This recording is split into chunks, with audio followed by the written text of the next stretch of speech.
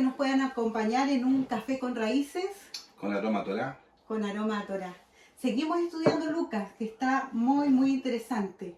Ahora ya llegamos a la presentación del niño en el templo. Pero antes de comenzar el estudio vamos a orar, ¿verdad? ¿Nos puede acompañar en la oración? Padre amado, Señor, en esta hora estamos delante de su presencia para pedir, Señor, que usted nos permita poder hablar de su palabra, Amén. que su palabra sea exhortada, Señor, y pueda, Señor, impactar en la vida de los hermanos que van a escuchar, Señor, de su palabra. Gracias por estas conexiones, Señor, que podemos hacer a través de la palabra, Señor, desde un tiempo muy lejano, Señor, al tiempo de Yeshua. Gracias por permitirnos, Señor, tener estas conexiones. Señor, también queremos orar por Israel, para que usted, Señor, sea en esta hora guardando al pueblo de Israel. Señor, sabemos que todo lo que viene, Señor, está relacionado con Israel, como actor principal, Padre. Por eso, Señor, pedimos para ellos, Señor, que usted le dé tranquilidad, shalom, que usted le traiga, Señor, la revelación pronto, Señor, a este pueblo, para que puedan también reconocer a Yeshua como su único Salvador, Padre amado. Gracias por todo. En el nombre de Yeshua, amén. Amén. Amén. Ya. Bueno, la lectura de hoy va a estar en Lucas capítulo 2 del versículo 25 al versículo 40. ¿Ya? Nos vamos a seguir introduciendo, ¿cierto?, en el libro de Lucas, que nos da muchas luces con respecto, ¿cierto?, o luces y detalles con respecto, ¿cierto?, a lo que pasó con Yeshua. ¿Ya? En esta ocasión, ¿cierto?, vamos a ver cuál era la presentación de Yeshua, ¿cierto?, en el templo. ¿Ya? Si buscamos, ¿cierto?, los libros de Mateo, Marcos y Juan, ellos no relatan lo que pasó en la presentación de Yeshua en el templo. Solo Lucas. Solamente Lucas. ¿Por qué? Ya creemos que Lucas, ¿cierto?, al ser un historiador y contarle a Teófilo, ¿ya? Debía ser mucho más detallista. Yo creo que esa es la razón, ya que Teófilo, ¿cierto?, era un conocedor de la Torá, que como ya lo habíamos visto, ¿cierto?, en los capítulos anteriores, y sabría que al cumplir con los mandamientos descritos en la Torá y con los profetas dadas en el Antiguo Testamento, él pudiera entender mejor a Yeshua. ¿Ya? Por lo tanto, ¿cierto?, por eso creemos, ¿cierto?, que Lucas hace un detalle muy exhaustivo con respecto, ¿cierto?, a la vida de Yeshua, principalmente cuando él era pequeño. ¿Ya? Dice así la palabra del Señor en Lucas 25, 32 al 32. Dice: y aquí había en Jerusalén un hombre llamado Simeón, y este hombre justo y piadoso esperaba la consolación de Israel, y el Espíritu Santo estaba sobre él. Y le había sido revelado por el Espíritu Santo que no vería la muerte antes que viese al ungido del Señor. Movido por el Espíritu fue al templo. Cuando el niño Jesús lo llevaron sus padres para cumplir con la costumbre establecida por la ley, Simeón lo tomó en sus brazos y bendijo a Dios. Según tu palabra, soberano Señor, ya puedes despedir a tu siervo en paz, porque han visto mis ojos tu salvación, que has preparado a la vista de todos los pueblos, luz que ilumina en las naciones y gloria de tu pueblo Israel. ¿Ya? Amén. Amén. Bueno, al comenzar este pasaje, vemos que Lucas introduce un referente como testigo en la presentación de Yeshua en el templo, y lo hace con un hombre llamado Simeón, quien se encontró en el lugar, en el tiempo preciso, en el lugar preciso, ¿verdad? Este Simeón, o Chimeón, como se diría en hebreo, que en hebreo significa Dios escuchó. Interesante el significado de este Simón. Dios escucha. Esto es lo que significa, ¿cierto?, el nombre Simeón. Sabemos que los nombres indican autoridad. Correcto. ¿Quién era este Simeón? Bueno, la Biblia lo relata y es el único, ¿cierto?, versículo bíblico donde sale este Simeón. ¿Ya? Pero al buscarlo, al nosotros al expandir un poco, ¿cierto?, la búsqueda de quién era este Simeón, nos vamos a tener que ir necesariamente a los escritos en aquellos tiempos, y en aquellos tiempos, ¿cierto?, estaban escritos los libros principalmente apócrifos bíblicos, ¿ya? Que de alguna forma, ¿cierto? Lo único que hacen es hablar un poco de Simeón, ¿ya? Y muchas veces pueden ser especulaciones, ¿ya? Porque realmente no hay una certeza bíblica como la que nosotros, ¿cierto? Lo podemos determinar con otros hombres de Dios, que sí hay más información. Pero es decir, de Simeón no hay mucha información en la Biblia, pero sí en estos libros apócrifos. Por ejemplo, en el Protoevangelio de Santiago, un texto apócrifo escrito en griego y datado alrededor del año 150 después de Cristo, se dice que Simeón iba a ser sumo sacerdote. Es lo que dice el texto, es lo que dice este libro. Los Hechos de Pilato, otro libro más, nos dicen que Simeón iba a ser rabino. Estaba a punto de cumplir los 112 años cuando conoció a Yeshua. Así lo dice el pseudo-evangelio de Mateo, ¿ya? Otro relato apócrifo dice que fue el niño Jesús quien habló a Simeón y le dijo que sus oraciones habían sido escuchadas, ¿ya? Entre el anciano de 112 años, según los apócrifos, y un niño pequeño entre un hombre a punto de terminar el viaje de la vida y un niño que comienza la vida. El anciano Simeón representa al pueblo de Israel que está llegando a su fin, ¿cierto? De esta forma. Al mismo tiempo, este anciano, ¿cierto? Israelita puede parecernos muy joven debido a la presencia del Espíritu, ¿ya? Eso es todo lo que relata, ¿cierto?, estos libros apócrifos. Simeón, representante de un Israel que estaba llegando a su fin, anuncia un Israel renovado, es decir, anuncia a la iglesia que será una comunidad sobre la que descenderá el Espíritu Santo, en la que vivirá el Espíritu Santo y que será guiada por el Espíritu Santo, ¿ya? Esta información, ¿cierto?, como digo, es totalmente extra bíblica, ¿ya? Y de alguna forma, ¿cierto?, nos relata un poco este Simeón. Este es un Simeón, ¿cierto?, que estaba terminando su vida con un Israel, ¿cierto?, que estaba muy acongojado, como te dijera, dominado ya por el Imperio Romano, que habían venido, ¿cierto?, de un dominio de los griegos, ¿ya? Este Simeón, ¿cierto?, él estaba, con esta afirmación que hace, ¿cierto?, estaba dando esperanza al pueblo de Israel que el Mesías ya había llegado, ¿ya? Pero hay cosas importantes que la Biblia sí que habla de Simeón. Y eso, ¿cierto? Y eso es un poco lo que nos tenemos que dar nosotros, enfocar, ¿ya? ¿Quién era Simeón? Dice que era un hombre justo y piadoso. En el contexto de la tradición judía, la justicia a menudo se refiere a la obediencia a la ley de Moisés. Y dentro de esta ley nos dice allí en Levítico 23, ¿verdad?, lo que es andar en justicia. Porque el Eterno dice, sed santo porque yo soy santo. Y aquí nos relata lo que significa ser justo y vivir una vida de integridad moral. Así era este Simeón. La devoción, por otro lado, sugiere un compromiso profundo y personal con Dios.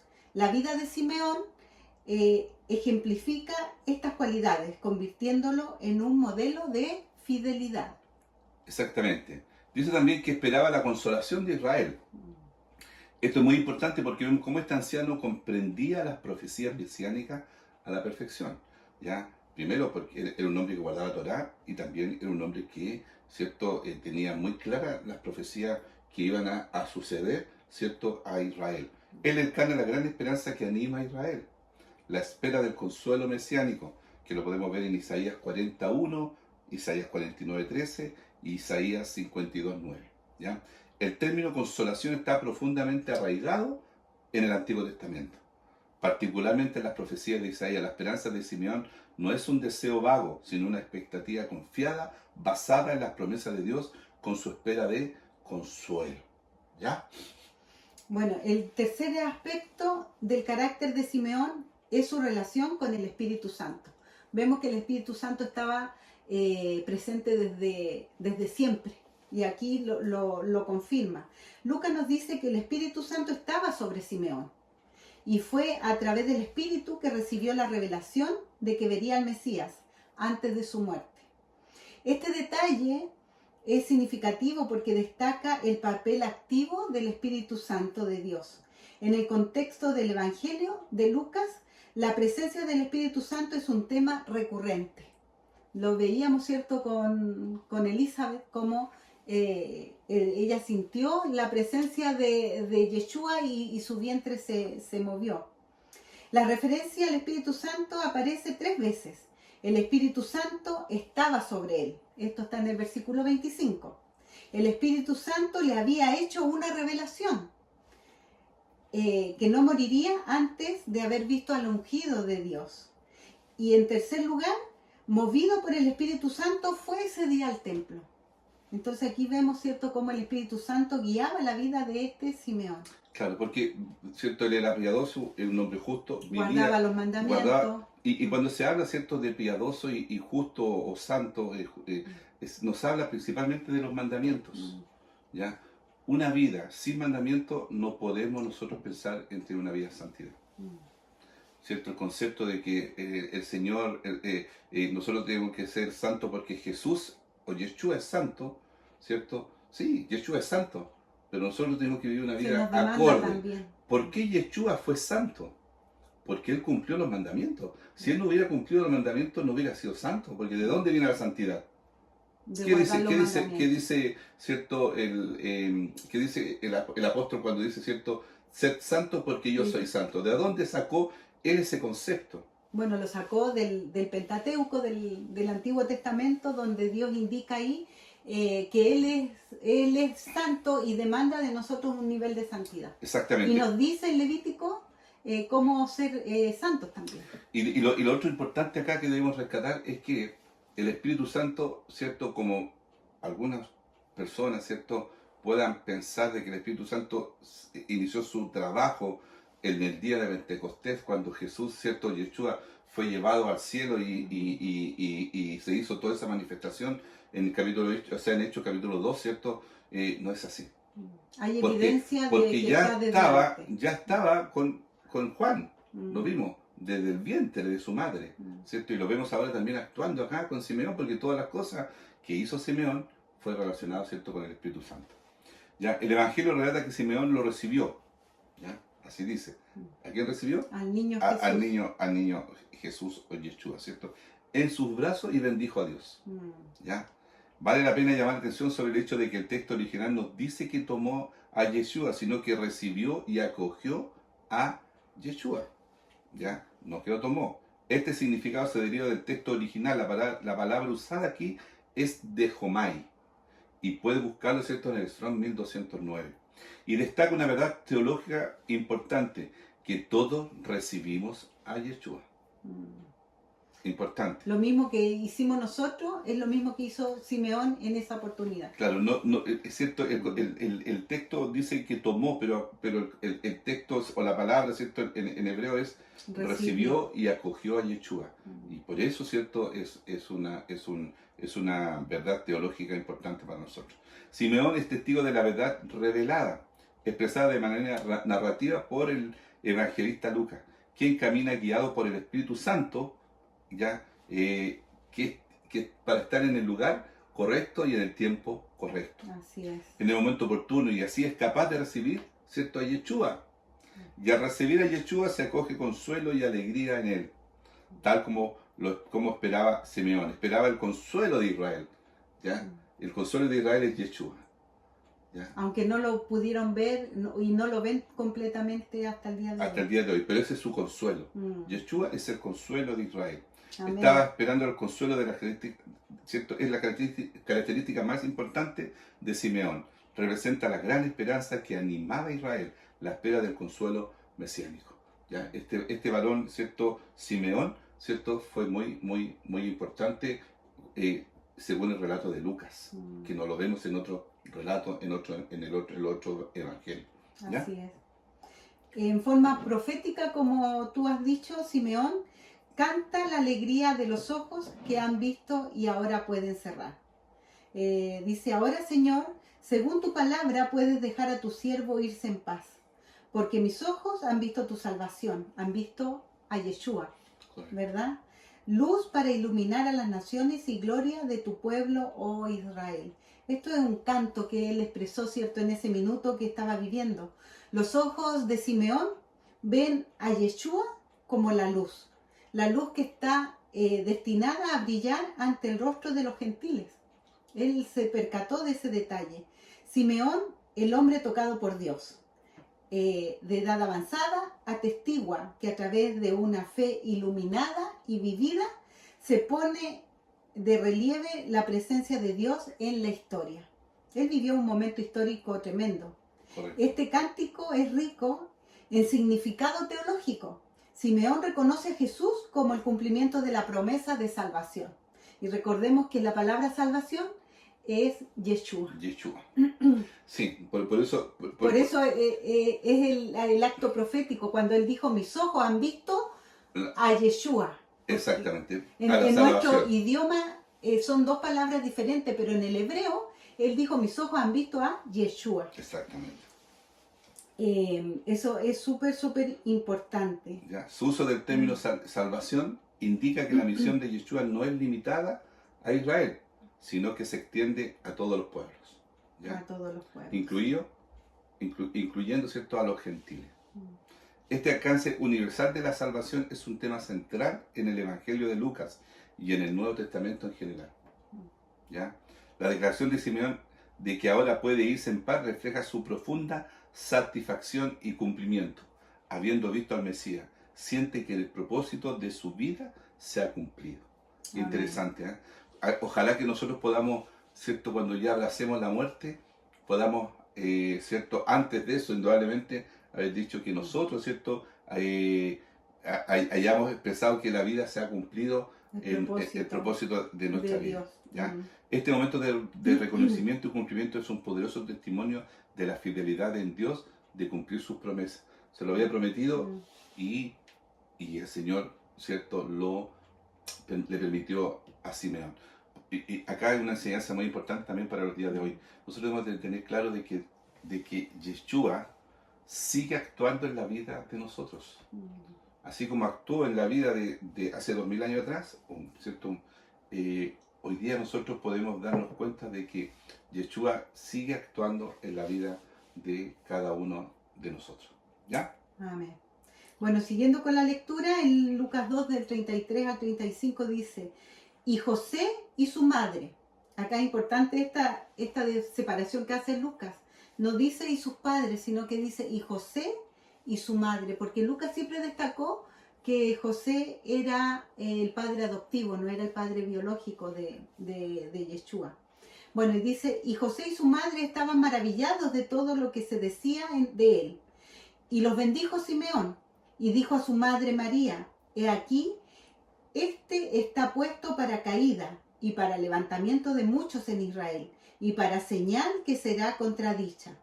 Y una espada traspasará tu misma alma, para que sean revelados los pensamientos de muchos corazones. ¿Ya? Acá, bueno, dice que además de su cántico, Simeón también ofrece la palabra profética a María y a José. En ese minuto fue usado como profeta, ¿verdad? Los bendice y luego habla directamente a su madre María.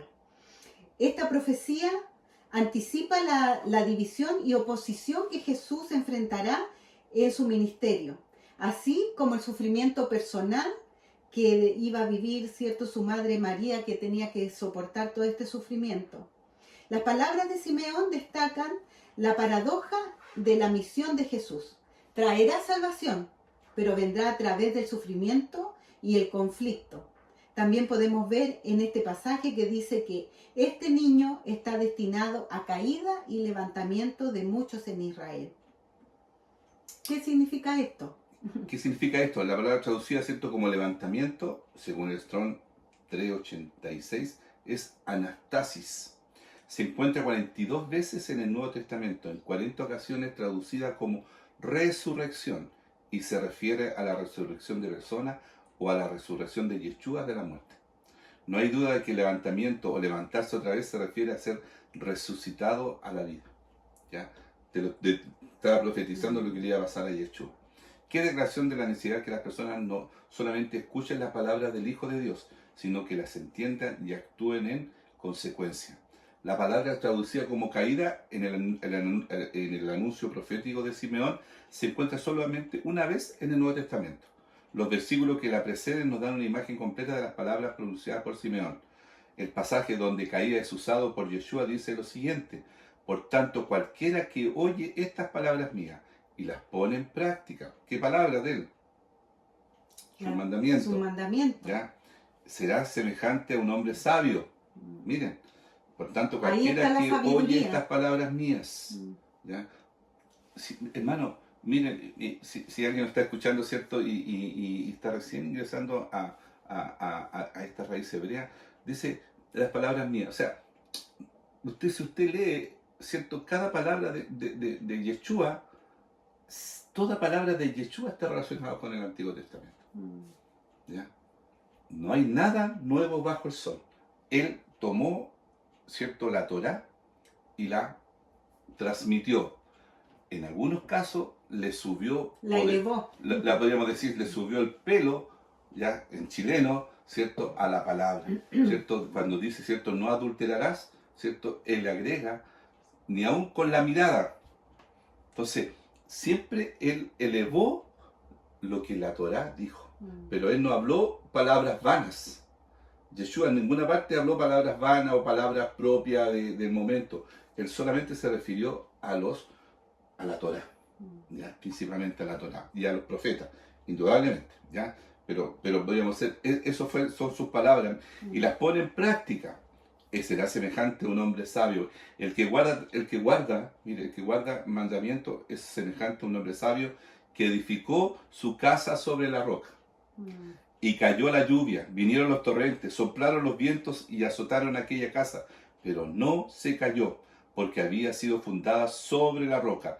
Y todo lo que él oye estas palabras mías y no las pone en práctica, será semejante a un hombre insensato, que edificó su casa sobre la arena y cayó la lluvia. Vinieron las torrentes y soplaron los vientos y azotaron aquella casa, y cayó, y grande fue su destrucción. ¿Ya? Estas palabras proféticas, ¿cierto?, nos están llevando a guardar, ¿cierto?, la Torá y a guardar los profetas.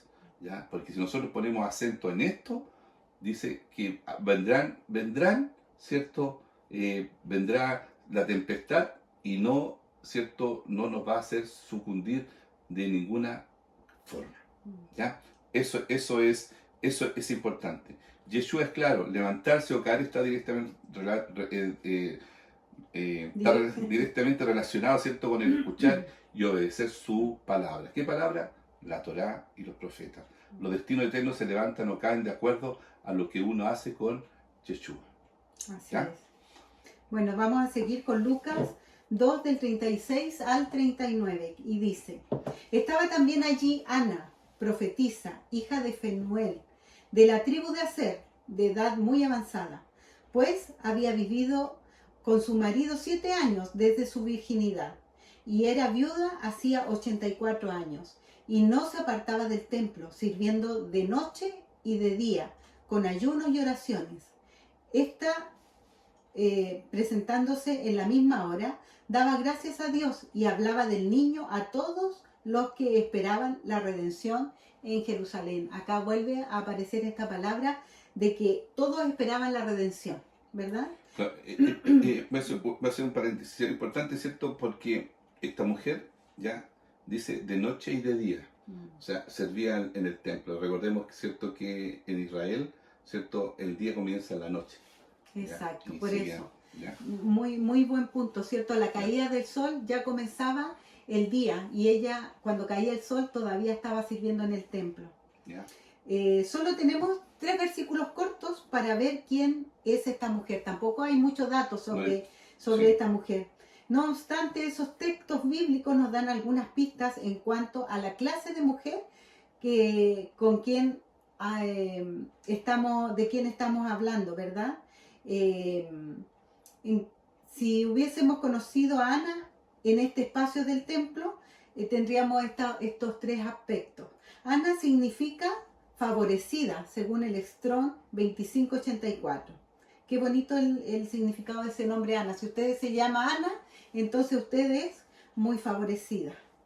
Es descrita como una mujer que ayudaba muy a menudo. Que ayunaba muy a menudo. Al ser de edad avanzada, tenía una posición social importante, ¿verdad?, en su comunidad como anciana. Esto lo destaca Lucas. Además, su capacidad de andar en el templo, de ir y de venir, da indicio de que tenía la capacidad física de ir desde un sitio al otro. A pesar de que tenía muchos años, esto nos revela que tenía un buen estado de salud, un buen estado físico. Su designación como profetisa es testimonio de su perspicacia espiritual y del hecho de que su comunidad espiritual valoraba sus dones y reconoce su autoridad. Es descrita también como la hija de Penuel y miembro de la tribu de Aser. Dos datos importantes. Lucas nombra al padre y la tribu de Ana, haciendo de ella una de las pocas personas en el Nuevo Testamento de quien se menciona su tribu. Recordemos que ya en los tiempos de Jesús ya las tribus estaban esparcidas hace mucho tiempo y pocas personas sabían a qué tribu pertenecían, a menos que fuesen de la tribu de Judá, de Leví o de Benjamín, que eran lo que conformaba el pueblo de Israel en ese tiempo. Quiero hacer un paréntesis, ¿cierto? La tribu de Aser no estaba dentro de esta tribu, ¿cierto? Podríamos decir, la tribu de Aser fue la que se dispersó, ¿cierto? En el tiempo de Salomón, ¿cierto? Fueron en los tiempos del hijo de Salomón. O sea, sí, en el tiempo, ¿cierto?, en que el reino del norte se dividió. Pero es importante porque lo más probable es, ¿cierto?, que algunas de las tribus, ¿cierto?, algunos componentes pudieron haberse también introducido en Judá, en la tribu, en la casa de Judá, y por eso, ¿cierto?, traspasó Ana hacia este, ¿cierto?, podríamos decir, hasta este momento. Pero ¿sabes lo que me llama también un poquito la atención, para hacer un paréntesis un poquito más largo? Es lo siguiente, ¿cierto? Tenemos a Simeón, ¿ya? Lo más probable, ¿cierto?, que él venía de la tribu de Judá, pero también tenemos a Aser, ¿ya?, de la tribu de Aser, que nos representa, ¿cierto?, a la tribu o a la casa de Efraín, a los gentiles. ¿Ya? Es importante eso, ¿ya? Sí. Ya. Otras personas de quienes se menciona su tribu incluyen a Yeshua, del linaje de David, ¿verdad? Y de la tribu de Judá. Esto lo vemos en Lucas 2.4 y en Mateo 1, del 1 al 16. De pocas personas se dice la tribu. También se menciona la tribu de Saulo, que era de la tribu de Benjamín, ¿verdad? Esto lo encontramos en Filipenses 3.5. Y a Bernabé, que era un levítico. Esto lo encontramos en Hechos 4.36. Ana es la única profetisa mencionada por nombre en el Nuevo Testamento. Curioso, ¿verdad? Este hecho, combinado con su alta posición social en la comunidad y sus constantes oraciones en el templo, es indicio de que era una mujer de fe extraordinaria. Dice que se casó a la edad aproximada de 14 años. Muy chiquititas se acostumbraban a casar en la época, ¿verdad? Claro, de hecho, María o Miriam también se casó muy adolescente. Edad en que comúnmente se casaban las mujeres en esa época, ¿verdad? En ese tiempo. Y estuvo casada durante 7 años. Ana tendría más o menos 21 años de edad cuando enviudó. El texto dice que fue viuda por 84 años. Algunos interpretan el texto para decir que fue viuda por 84 años, lo cual significa que tendría alrededor de 105 años de edad cuando se encontró con la familia de Jesús. Era una mujer realmente de edad avanzada. Exactamente. Lo otro, ¿verdad?, que nos muestra que era una mujer que era temerosa del Eterno. Claro. Esta anciana, ¿cierto?, es una mujer que tras la muerte de su esposo, ya nunca salía del templo. Qué interesante eso. Siempre se dedicó a servir en el templo, ¿ya? Adoraba, ¿cierto?, con ayuno y oraciones cada día y cada noche. O sea, recién vemos que dice cada noche y cada día, ¿ya? Cuando entra al templo en el día en que Yeshua estaba allí, ella ve lo que otros no podían ver. Porque era profetisa, ¿cierto? Porque tenía una relación estrecha el Espíritu Santo igual entró, ¿cierto?, en su vida y le reveló. Al momento en que llega, comienza a alabar a Dios y a hablar del niño, a todos los que esperaban la redención de Jerusalén. Esto está en Lucas 2.38, recién lo leímos. No se registran las palabras de Ana, pero su historia es poderosa. Las palabras de Simeón sí se registran y hablan de cosas por venir. Ana parece estar muy entusiasmada, pues instruye a todos los que la rodeaban mientras daba alabanza a Dios. El tono mesiánico que da el narrador insinúa, o sea, Lucas, ¿cierto? Insinúa que ella comenzó a evangelizar a todos los presentes, a cualquiera que estuviese esperando la redención en Jerusalén. ¿Ya? Entonces importante, por eso le digo, estos dos personajes, Simeón y Ana, ¿cierto? De tribus diferentes, ¿ya? Pero esta Ana más relacionada con la tribu, ¿cierto? De Aser, que es parte de esta tribu que, ¿cierto? O de la casa, que representa un poco a la casa de Efraín, ¿cierto? Empieza a evangelizar de Yeshua. Y acá podemos darnos cuenta, ¿cierto? Que el escritor Lucas, ¿cierto? Coloca a estos dos personajes, ¿cierto? Con un sentido indudablemente profético, ¿ya? Ana, ¿cierto? Como decía, ¿cierto? No hay mucho más texto de ella, pero ella dice, empieza a hablar, empieza a evangelizar, empieza a dar a conocer de Yeshua. Simeón, ¿cierto? Reconoce que Yeshua es su salvación. Ana, ¿cierto? Reconoce que Yeshua es su salvación, pero que esa salvación es para todos los que necesitan de Yeshua. ¿Ya? Y ambos representan el anhelo que había de redención. De redención en Israel. En Israel. Había un anhelo constante porque estaban esperando que viniera el Salvador. Así fue profetizado también, ¿cierto? Que el Salvador llegaría antes de la destrucción del templo. Entonces ellos ya habían hartas profecías de que tenía que llegar el Mesías en esa época. Exactamente. Bueno, y continuando con la lectura bíblica, vamos a leer el 39 al 40 que dice: después de haber cumplido con todo lo que exigía la ley del Señor, José y María regresaron a Galilea, a su propio pueblo de Nazaret. El niño crecía y se fortalecía, se llenaba de sabiduría y la gracia de Dios lo acompañaba. Correcto. Ya. Bueno, acá ya estamos terminando, ¿cierto? Este pasaje, capítulo 2, con algunas cosas importantes acá. Primero, ¿cierto? Dice porque que José y María regresaron, pero tras haber cumplido todo lo que la ley de Moisés, la ley de Moisés, ¿cierto? Le indicaba que debían hacer con el niño. Porque ¿cierto? hay que recordar que Jesús nació como judío y que creció en una familia judía. Sí, y como niño judío al 8 días tenía que ser circuncidado, y a eso Y se cumplió todo. Y se cumplió, ¿cierto? La ofrenda de María, que ya la analizamos ¿cierto? En el capítulo anterior, ¿ya?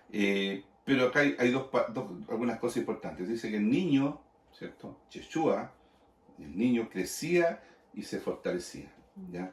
Y se llenaba de sabiduría. Claro. Y ya vimos que llenarse de sabiduría era porque claro.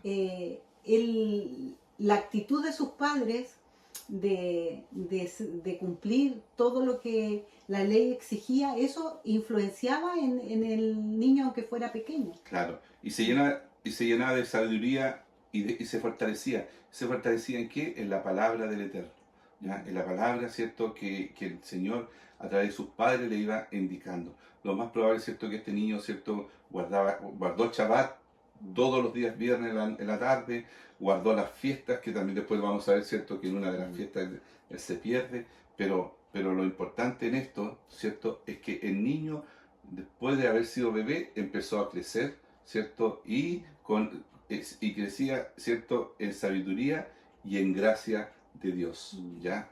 El relato anterior fue el comienzo. Exacto. Porque acá dice, después de haber cumplido todo lo que exigía la ley del Señor, viene todo lo que el niño empezó a recibir, ¿cierto? Que fue sabiduría, que fue gracia, que fue fortalecido y que crecía normalmente como cualquier otro niño, pero bajo una educación lleno de la presencia del Eterno. Exactamente. Así que bueno, terminamos, ¿cierto? Este capítulo 2. Terminamos el capítulo, ¿ya? Todavía no, nos quedan unos versículos. Sí, que lo vamos a ver ya la próxima. Del 41 en adelante, seguimos la próxima semana analizando este hermoso capítulo 2 de Lucas, que nos ha enseñado mucho acerca de la niñez del Mesías. Exacto. Así es que, bueno, con un café, ¿cierto? Con raíces. Los invitamos para la próxima semana a seguir acompañándonos y así el Señor bendice nuestras vidas, porque siempre estudiar la palabra del Señor nos hace bien. Siempre es bueno. Nos llenamos de sabiduría. Shalom.